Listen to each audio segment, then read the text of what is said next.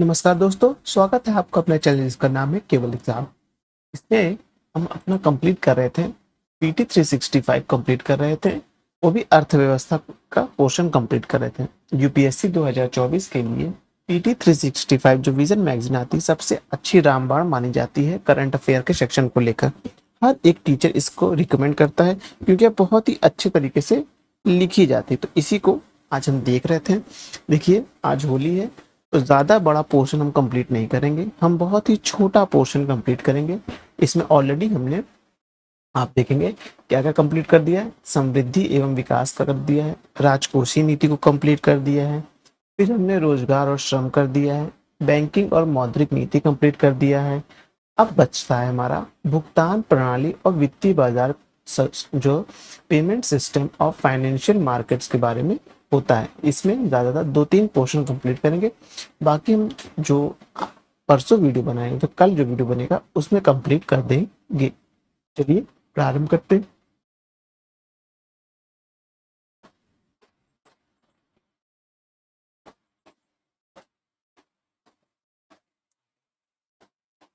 लेकिन उससे पहले मैं आपसे बोलना चाहूंगा कि आपने अगर अभी तक हमारे चैनल को सब्सक्राइब नहीं किया, सब्सक्राइब कर लीजिए।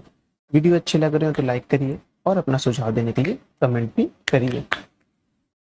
अब हम लोग देखने जा रहे हैं भुगतान प्रणाली और वित्तीय बाजार को देखने जा रहे हैं। थोड़ा जूम कर लेते हैं।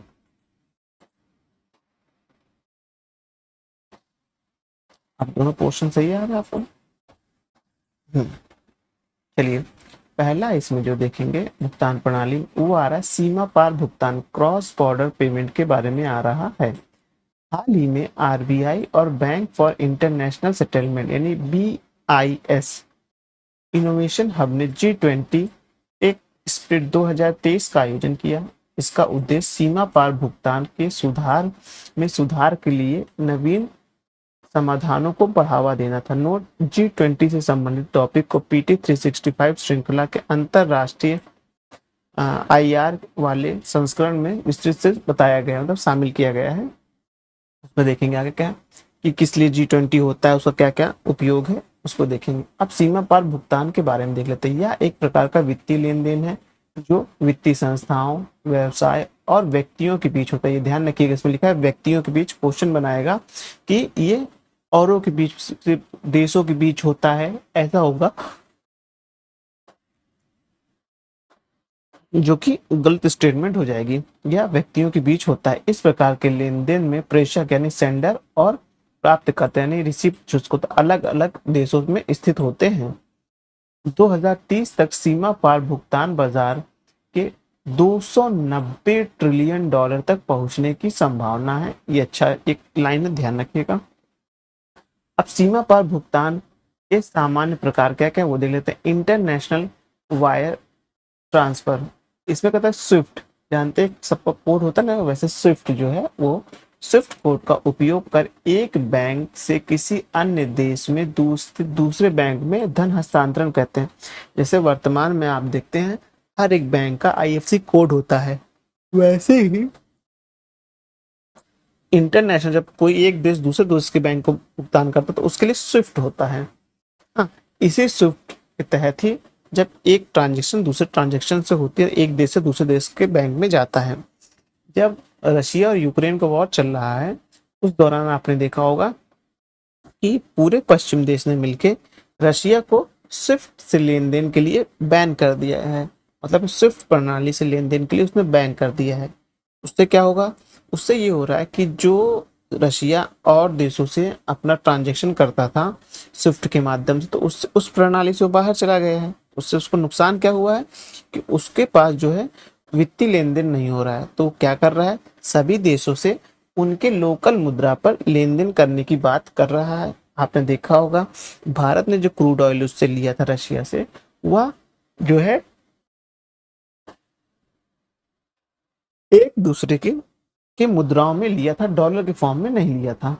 अब है डिजिटल वॉलेट, इसमें पेपॉल, जैसे कि हम लोग का देश में गूगल पे, उसका पेपॉल, गूगल पे, उसके बाद एक मिनट रुकिएगा, या एप्पल पे जैसे सुविधाएं उपयोग में की जाती हैं। जो आपको पता है अभी कई देशों में आप देखेंगे यूए में भी और कई और देशों में, मलेशिया में भी आपने देखेंगे धीरे धीरे वहाँ पास भी क्यूआर कोड इंडिया का जो सिस्टम है वो चल रहा है।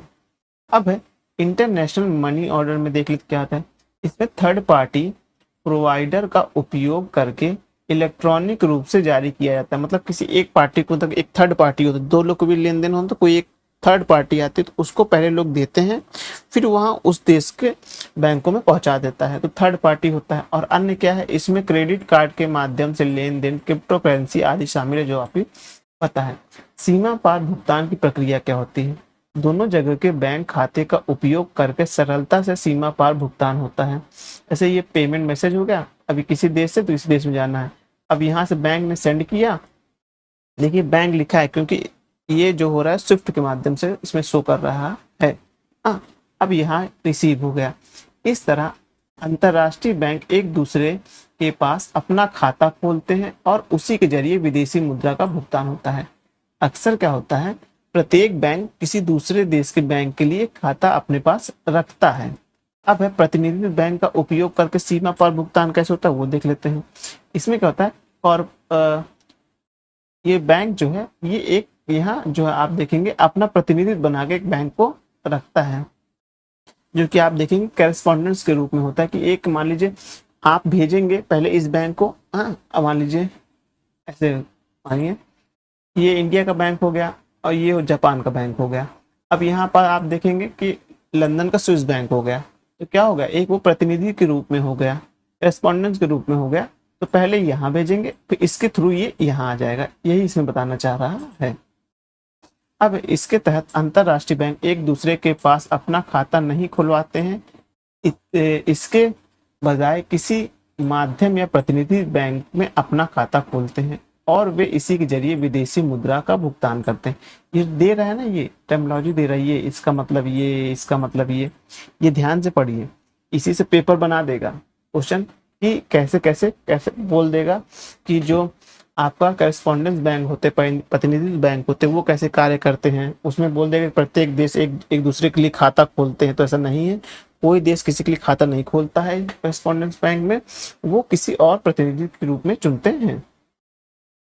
अब है सीमा पार भुगतान का महत्व क्या है, वैश्वीकरण में है। फिर उसके बाद देखेंगे वित्तीय समावेशन में, ये देखिए सीधा पूछेगा कि इसका फायदा क्या है, कि वैश्वीकरण में है, सीमा पार भुगतान से है। भारतीय अर्थव्यवस्था में सीमा पार भुगतान का महत्व क्या है, उसमें क्या देखेंगे कि विप्रेषण को भेजने में आसानी होगी, यात्रा और पर्यटन को सुविधाजनक होगा, विदेशी निवेशकों में तेजी आएगी। फिर इस पर सीमा पार प्रणाली को मजबूत करने के लिए भारत द्वारा क्या क्या कदम उठाए गए हैं। इसमें है आरबीआई पेमेंट विजन 2025 क्या है, इसमें द्विपक्षीय और बहुपक्षीय समझौता या व्यवस्थाओं का उपयोग करके सीमा पार भुगतान को सुगम बनाने पर ध्यान दिया जाता है। फिर है एनपीसीआई, आपको पता है इंटरनेशनल पेमेंट लिमिटेड जो है। उसके बाद भीम, यूपीआई, क्यूआर कोड के माध्यम से सीमा पार भुगतान को बढ़ावा देने के लिए अलग अलग देश वहां की कंपनियों या व्यापारिक संस्थाओं से मिलकर अपनी पहले शुरू कर रही है। वर्तमान में सिंगापुर, संयुक्त अरब अमीरात, मॉरिशियस, नेपाल और भूटान में भीम क्यूआर कोड जो है वो जो स्वीकृति मिल चुकी है। याद रखिएगा सिंगापुर, उसके बाद आप देखेंगे संयुक्त अमीरात, मॉरिशियस, नेपाल और भूटान। अभी तक पश्चिमी देशों में नहीं हुआ ऐसा। आरबीआई ने भारत आने वाले विदेशी नागरिकों को एनआरआई को यूपीआई इस्तेमाल करने की अनुमति दे दी। जो मतलब एनआरआई आएंगे उनके लिए यूपीआई की सुविधा प्रारंभ कर दी है।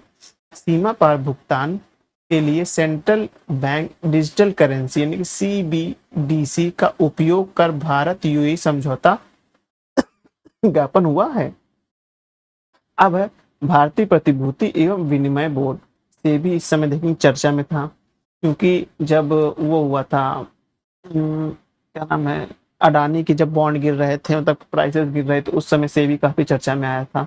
भारतीय प्रतिभूति और विनियामक बोर्ड सेबी ने बॉम्बे स्टॉक एक्सचेंज में invest risk discussion access platform शुरू कर दिया है। इन्वेस्ट रिस्क रिडक्शन एक्सेस मतलब इन्वेस्ट जो हो रहा है उसका जो रिस्क है उसको रिडक्शन मतलब उसको कम करने के लिए बात चल रहा है।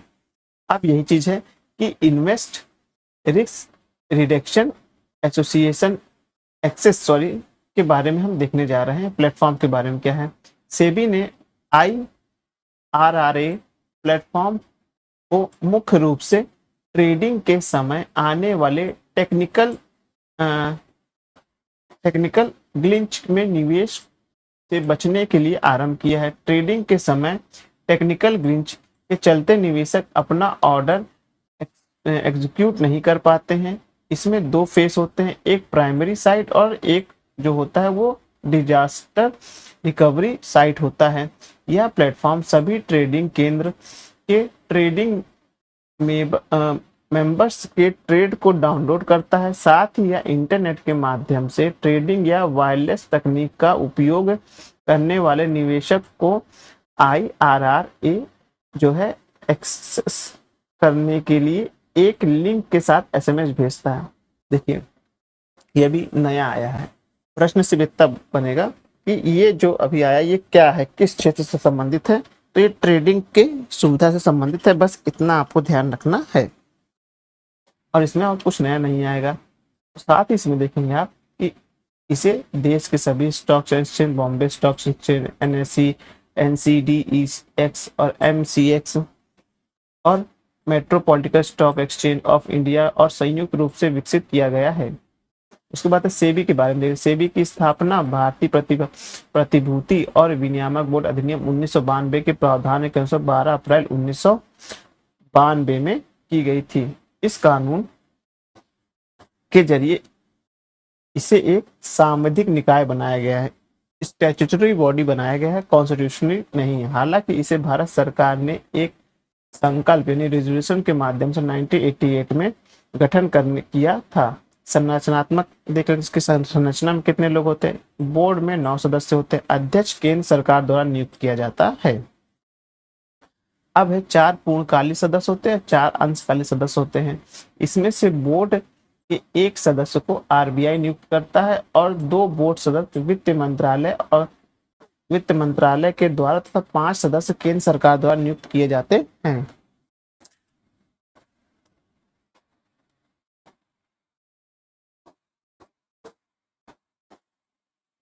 अब इसके आगे देखते हैं सेबी कार्य क्या होते हैं। प्रतिभूति बाजार में निवेशकों के हितों की रक्षा करना और प्रतिभूति बाजार को विनियमित करना है।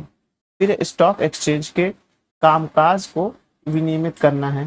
प्रतिभूति यानी शेयर में इनसाइडर ट्रेडिंग को प्रतिबंधित करना है। ये इनसाइडर ट्रेडिंग जो है इसको थोड़ा ध्यान रखिएगा।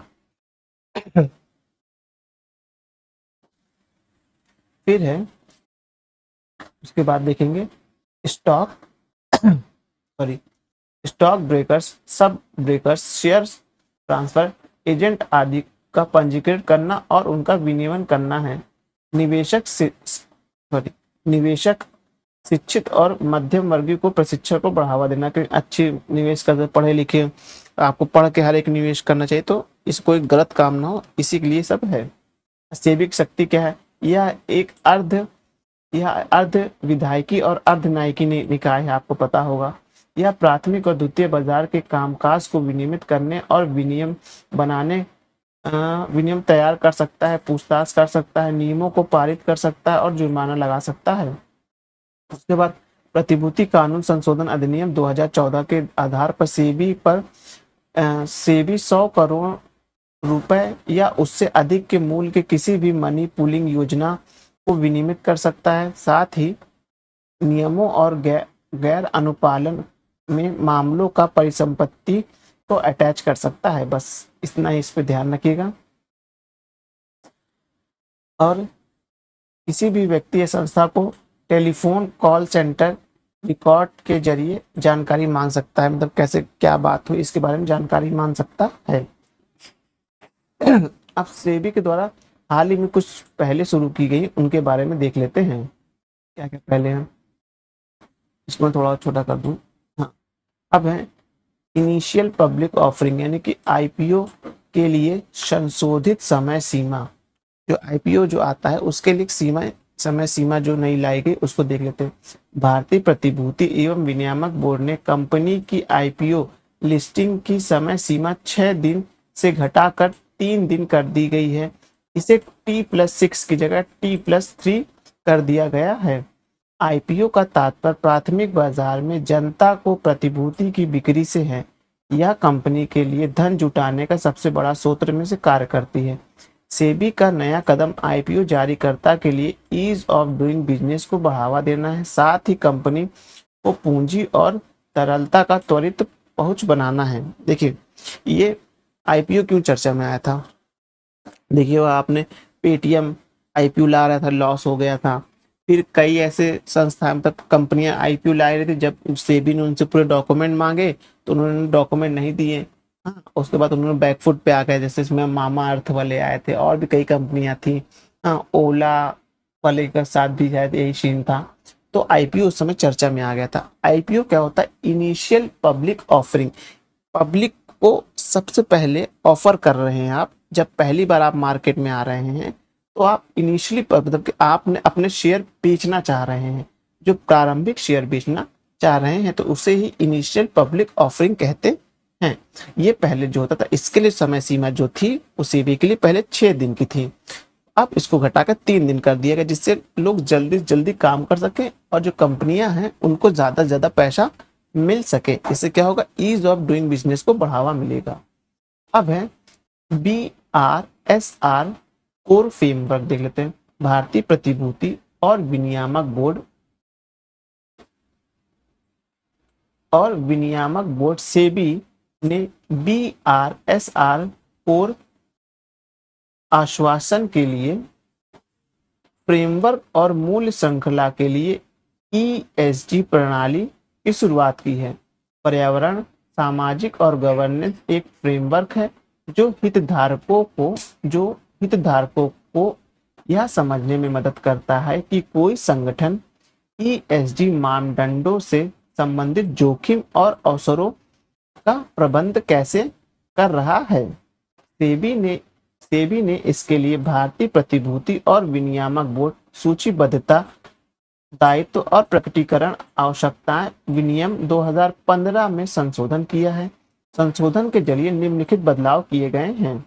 Business responsibility and sustainability report core और अपडेटेड BRSR कोर BRSR का एक सबसेट है। इसमें 9 ESG विशेषताओं के तहत प्रारंभ संकेत किए गए हैं। बस ये जो 9 है इतना ही ध्यान रखिएगा, इसके सिवा और उसमें कोई इंपॉर्टेंट नहीं है। अब उसके बाद है संबंधित सुर्खियां, देख लेते हैं ये क्या है। डब्बा ट्रेडिंग जो है, नेशनल स्टॉक एक्सचेंज ने डब्बा ट्रेडिंग को शामिल संस्थाओं का नाम लेते हुए उन्हें नोटिस जारी किया है। डब्बा ट्रेडिंग एक अनौपचारिक ट्रेडिंग है या स्टॉक एक्सचेंज के दायरे से बाहर है। ये ध्यान रखिए, कैसे ये अनौपचारिक ट्रेडिंग है, स्टॉक एक्सचेंज से बाहर है। इसके तहत ट्रेडर किसी विशेष स्टॉक का भौतिक स्वामित्व लेने के लिए वास्तविक लेनदेन किए बिना ही स्टॉक की कीमत में उतार चढ़ाव कर दावा लगाते हैं। यह एक्सचेंज में होने वाली ट्रेडिंग के समान है। फिर इसके अंतर्गत आय या लाभ का कोई उचित रिकॉर्ड नहीं होता है। इसके परिणामस्वरूप व्यापारियों को कराधान से बचने में मदद मिलती है। इसे प्रतिभूति अनुबंध अधिनियम 1956 के तहत एक अपराध माना गया है। ये डब्बा ट्रेडिंग एक अपराध है, ध्यान रखिएगा। ये अनौपचारिक तरीके से होती है। इसमें होता क्या है? वास्तविक लेन देन नहीं होता, इसमें स्टॉक की कीमतों को उतारा और चढ़ाया जाता है, बस। अब उसके बाद विदेशी पोर्टफोलियो निवेश, ये एक लास्ट टॉपिक देखते हैं, उसके बाद हम नेक्स्ट वीडियो बनाएंगे।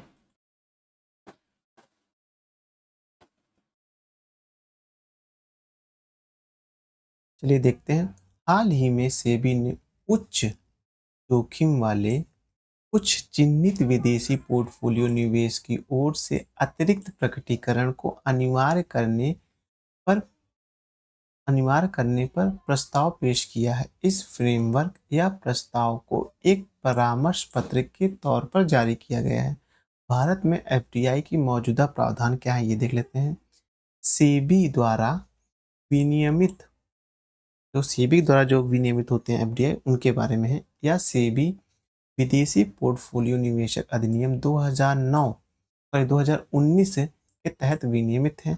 सेबी ने भारतीय प्रतिभूति शेयर में जो विदेशी पोर्टफोलियो है के जरिए निवेश पर कुछ सीमा निर्धारित की, जो सेबी के तहत होगा उस पे जो होगा कुछ सीमा निर्धारित है। साथ साथ कानूनी प्रावधान क्या है वो देख लेते हैं। विदेशी मुद्रा प्रबंधन अधिनियम जो है 1999 में देख लेते हैं। भारत में एफडीआई को प्रतिबंधित करने वाला प्रथम कानून था। धन शोधन निवारक अधिनियम 2002 के बारे में देख लेते हैं, और धन शोधन निवारक जो है 2005 का है। और है प्रत्यक्ष विदेशी निवेश एफडीआई और विदेशी पोर्टफोलियो निवेश यानी कि एफपीआई की तुलना करा जा रहा है। ये जो आप देख रहे हैं तुलना, ये प्रश्न है। ये प्रश्न जो आपका यहीं से प्रश्न उठेगा, अगर एफडीआई या एफपीआई से उठेगा तो बस। एफडीआई का उसको पहले एफडीआई देख लेते हैं। एफडीआई का आशय विदेशी निवेशकों के द्वारा किसी दूसरे देश में स्थित उद्यम में पर्याप्त ब्याज प्राप्त करने के लिए निवेश किया जाता है। एफडीआई का मतलब क्या होता है? ब्याज प्राप्त करने के लिए दिया जाता है। एफपीआई की देख लेते हैं। एफपीआई का आशय विदेशी निवेशकों द्वारा किसी दूसरे देश की वित्तीय परिसंपत्ति में निवेश किया जाता है, जैसे स्टॉक एक्सचेंज के जरिए शेयर या बॉन्ड में निवेश।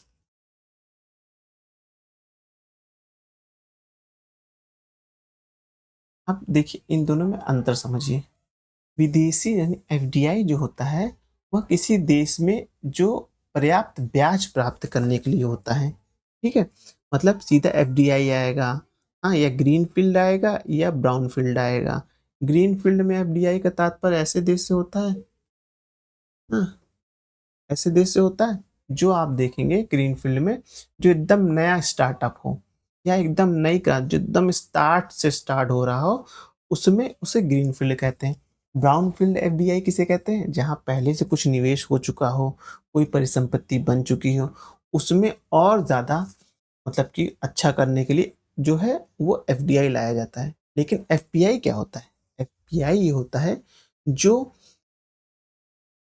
जो आप भौतिक संपत्ति में ना निवेश करके आप किसमें करते हैं? वह करते हैं वह जो भौतिक संपत्ति नहीं होती, जैसे कि शेयर बाजार में आप निवेश करती हैं, हाँ, किसी बॉन्ड में निवेश कर दिए तो वो एफपीआई होगा। तो इसीलिए एफपीआई का नियम कौन बनाता है? वो बनाती है सेबी बनाती है। अब निवेशकों की भूमिका कैसी होती है? इसमें जो एफडीआई में निवेशक होते हैं वो सक्रिय होते हैं, क्योंकि वह देखते हैं किस अपनी संपत्ति में निवेश कर रहे हैं, उससे उनको कितना प्रॉफिट हो रहा है, कोई पुल बन रहा है या कोई मार्केट बन रही, उससे उनको क्या प्रॉफिट होगा, तो वो सक्रिय रहते हैं। और एफ एफपीआई वाले निष्क्रिय निवेशक इसलिए होते हैं क्योंकि वह स्टॉक एक्सचेंज में अपना पैसा लगा देते हैं और उसी के अनुसार से वह सिर्फ प्रॉफिट होते हैं। यह होता है प्रत्यक्ष निवेश या होता है परोक्ष निवेश। अब जो नियंत्रण की मात्रा क्या होती है? यह अत्यधिक नियंत्रित होता है या बहुत कम नियंत्रित होता है। कि शेयर बाजार में पैसा लगा दिए हैं, अब उस पे उतना नियंत्रण नहीं होता, लेकिन अत्यधिक नियंत्रण इस पे इसलिए होता है क्योंकि आप दूसरे देश में जाके भौतिक निवेश कर रहे हैं, तो वहाँ की सरकार इस पे नियंत्रण तो रखेगी ही।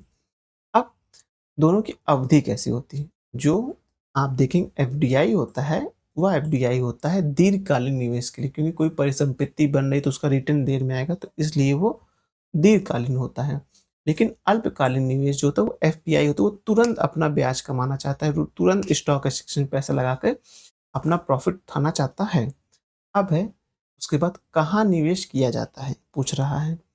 विदेशी भौतिक परिसंपत्ति या उद्यमों में, वही जो मैं बताया था कि भौतिक परिसंपत्ति या कोई उद्योग लग रहा होगा तो उसमें निवेश करेंगे। तो मान लीजिए ओला में निवेश कर दिए हैं, अडानी ग्रुप ने कोई एनर्जी प्लांट बना रहे उस पे निवेश कर दिए हैं, तो ये जो होता है ये भौतिक संपत्तियों पर लगाया जाता है।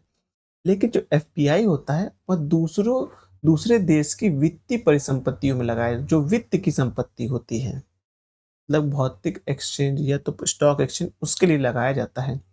प्रवेश और निकासन कैसे होता है? यहाँ प्रवेश और निकासन जो होता है एफडीआई में कठिन होता है, लेकिन उसके बाद अब जब आप एफपीआई में देखेंगे तो अपेक्षाकृत थोड़ा आसान होता है, क्योंकि कभी भी अपना कंप्यूटर बैठा तुरंत गए स्टॉक एक्सचेंज में बेच के अपना कहता पैसा ले लिया। लेकिन यहाँ क्या होता है, यहाँ भौतिक निवेश होता है, तो यहाँ कठिन हो जाता है, पहले आपको कोई को ढूंढना पड़ेगा या कुछ अपना जैसे भी आप करना चाहें वैसे निवेश होगा। अब उसके आगे देखते हैं शामिल जोखिम के क्या होता है। इसमें स्थिर रहता है, इसमें परिवर्तनशील रहता है।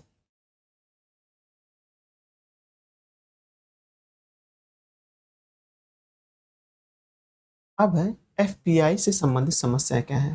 प्रश्न नोट 3 की शर्तों का उल्लंघन या दुरुपयोग। प्रश्न नोट 3 के तहत अनिवार्य बनाया गया है कि भारत के साथ भूमि सीमा साझा करने वाले देश की कोई कंपनी केवल सरकारी मार्ग के जरिए ही भारत में निवेश कर सकती है, क्योंकि प्रश्न नोट 3 विदेशी पोर्टफोलियो निवेश पर लागू नहीं होता है। इसलिए आप देखेंगे कि प्रश्न नोट 3 की शर्तों से बचने के लिए एफपीआई मार्ग का दुरुपयोग किया जाता है। कहने का मतलब जो प्रश्न नोट 3 था उसमें क्या था कि भारत के साथ भूमि साझा करने वाले वाले देश की कोई कंपनी केवल सरकारी मार्ग से ही भारत में निवेश कर। देखिए 2 मार्ग होते हैं निवेश करने, एक सरकारी होता है, एक प्राइवेट, तब एक वैसे हो जाता है। सरकारी निवेश जो होता है, जो सरकारी माध्यम से आता है, वो उसमें बाकायदा आप पूरा आपकी जाँच होगी, हाँ, गृह मंत्रालय करेगा, फिर उसके बाद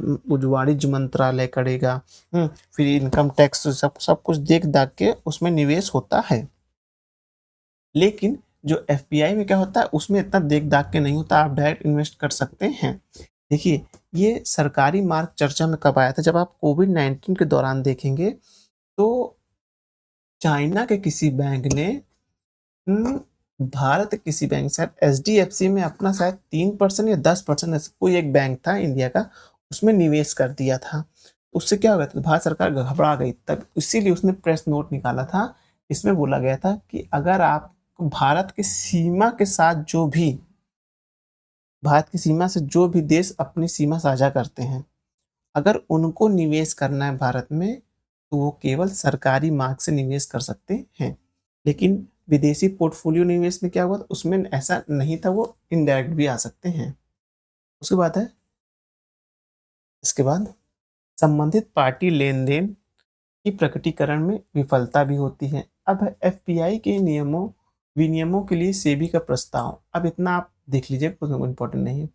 एफपीआई का वर्गीकरण। एफपीआई को निम्नलिखित प्रकार से वर्गीकृत किया जा सकता है। कम जोखिम वाले सरकार से संबंधित इकाइयां कंपनी जैसे केंद्रीय बैंक, उसके बाद सॉवरेन वेल्थ फंड्स, ये सब जो है कम जोखिम वाले होते हैं। मध्यम जोखिम वाले में देखेंगे तो पेंशन फंड, उसके बाद पब्लिक रिटर्न फंड, ऐसे फंड में निवेश बहुत अधिक संख्या में होता है और इनकी पहचान सरल नहीं होती। उच्च जोखिम वाले होते हैं कैसे, अन्य सभी निवेशक जो उपयुक्त दोनों श्रेणी के अंतर्गत नहीं आते हैं। उच्च जोखिम वाले एफपीआई के लिए अधिक पारदर्शिता संबंधित उपाय क्या हैं, ये सब हैं और ये सब उतना पूछा नहीं जाएगा। उसके बाद आप देखेंगे कॉर्पोरेट बाजार ऋण आ गया, कॉर्पोरेट डेब्ट मार्केट आ गया है, जिसको हम देखेंगे अपने नेक्स्ट वीडियो में, क्योंकि आज हम छोटा वीडियो बना रहे हैं होली वजह से। चलिए, मेरे और मेरे परिवार की तरफ से आपको और आपके सभी परिवारजनों को